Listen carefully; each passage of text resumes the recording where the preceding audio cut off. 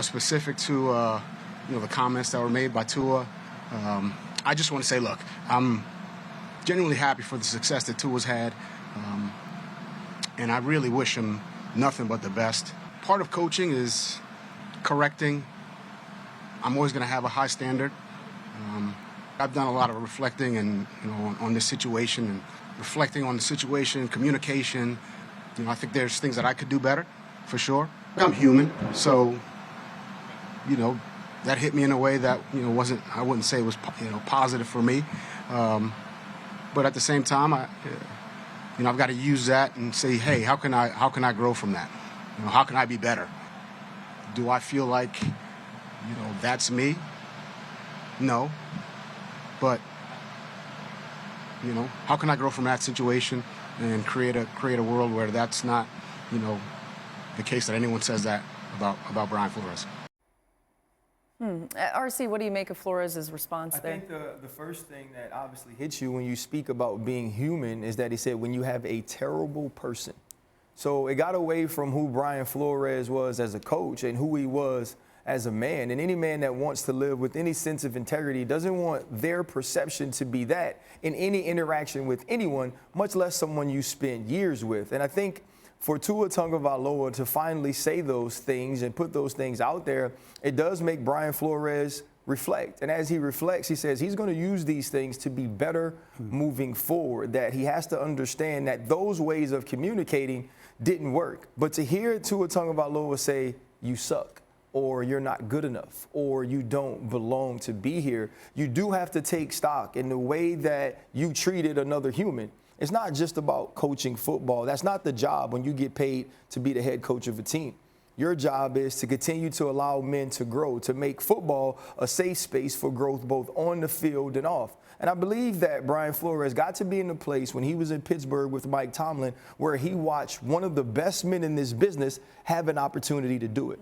Now it's about having emotional integrity. He didn't attack Tua Tagovailoa. He didn't invalidate his words. He said, I need to be better. Hopefully going forward, Brian Flores gets another opportunity to be a head coach.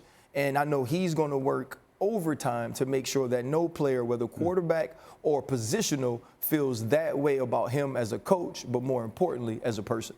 There's a lot of different approaches to coaching. And obviously, this is one that Tua Tagovailoa didn't react well to and didn't take positively to. The fact of the matter is, they did have a winning record there in time. And so there are the results that he produced, and there is the way he made Tua feel. And there's no way that Brian Flores couldn't be human, hear those comments, and really think about it. And I think everybody in the Vikings organization heard them, because when he showed up to speak today, he was flanked by two of his defensive players, defensive tackle Harrison Phillips, safety Josh Metellus. They were standing side by side with him to offer support as he addressed the media in a thoughtful way. Something like that has to cause you to look within and think about how you approach things in the past. I don't know that it's going to change you dramatically, but there's no way that that can't refine your coaching technique moving forward. Yeah, it's interesting, and you pointed this out, that Tua finally talked about this. This has been something he's obviously been dealing with for a long time. And when we even saw him last season, he addressed so much of this in our production meeting before the game, but wasn't ready for it to really be public. I think who probably deserves a ton of credit here, though, is Mike McDaniel, who rebuilt this man's psyche from the bottom. I mean, Tua talks about how low he had gotten and how little he believed in himself. Mike McDaniel came in and said those words that Tua references, that you're perfect for this. I'm curious, RC, as you see that system, how did that marry up the confidence that he was giving him, but also just seeing it play out on the field? Well, I think Mike McDaniel understands how to deal with people, and we also have to think about coaches and people being a sum of their experiences. This is a man that's a recovering alcoholic, someone that had to change his life, someone that understood what second chances mean, what positive speak means. And he started to do that right away with Tua because he was in somewhat of a rehabilitation himself. And then now to marry the player with the strategy, with the schematics, and also add people around him like a Tyreek Hill, like a Raheem Mostert, that can help him develop, but also help him find ways to make plays without putting all the pressure on himself to do so.